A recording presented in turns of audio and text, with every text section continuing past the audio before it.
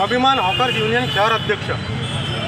आज अमरावती शहरामध्ये गेल्या 15 दिवसांपासून जी अतिक्रमण विभागाची गरीब हॉकर्सवर जी कारवाई की सुरू आहे, जी अन्यायकारक कारवाई की सुरू आहे, त्याच्या विरोधामध्ये आज आम्ही निवेदन देण्यासाठी मॅडमकडे आलेलो आहोत। आज अमरावती शहरातील हॉकरचा माल जप्त करून क्रॅप करण्याच्या गोष्टी करत आहेत, त्यांना तोडण्याच्या गोष्टी करत आहे। हा हॉकर्सवर होणारा अन्याय आहे आणि हा अन्याय हॉकर्स युनियन कधीही बर्दाश्त करणार नाही। आज फक्त निवेदनासाठी हे स्वरूप आहे, उद्या आंदोलन करण्याची देखील आमची तयारी आहे।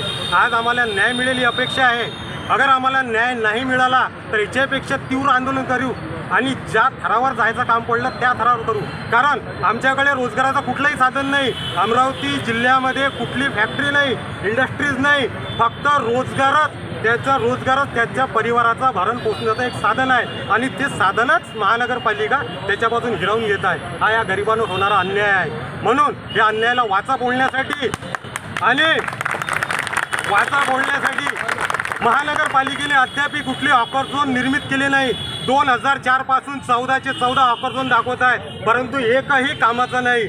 महानगरपालिकेनेच जे मोठे जे जागा होते मेन चौकातल्या ते विकण्याचं काम केलं, पण हॉकर झोन निर्माण करण्याचं काम नाही केलं। अगर तिथे हॉकर झोन निर्माण केले असते तर आज आमच्यावर वेळ आली नसती। आज महानगरपालिकेने आम्हाला न्याय द्यावा, नाहीतर आम्हाला मरण्याची परवानगी द्यावी। हॉकर्समुळे मोठ्या प्रमाणात शहरामध्ये अतिक्रमण होतं, ज्यामुळे वाहतूक कोंडी सुद्धा होते। हे सर्व समस्या एक व्यक्ती अगर चोर निघाला तर संपूर्ण घराला फाशी मिळते का?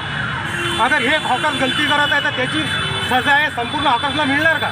ठीक आहे, मी पण मानतो का काही हॉकर त्यांचा व्यवसाय व्यवस्थित करत नाही, पण याची सजा हे बिघडण्यास सर्वांना भोगावं लागत आहे। हे अन्यायकारक। नेमकी मागणी काय राहणार आपल्या मनपाकडे? मागणी येत आहे हॉकर झोनची निर्मिती करा, पण जोपर्यंत हॉकर झोनची निर्मिती होत नाही जिथं आम्ही आमचा व्यवसाय करत आहे, आम्हाला एक नियम व अटी लावून द्या, त्याच्यावर अगर आम्ही खऱ्याने उतरलो तर तुम्ही आन्सर करा।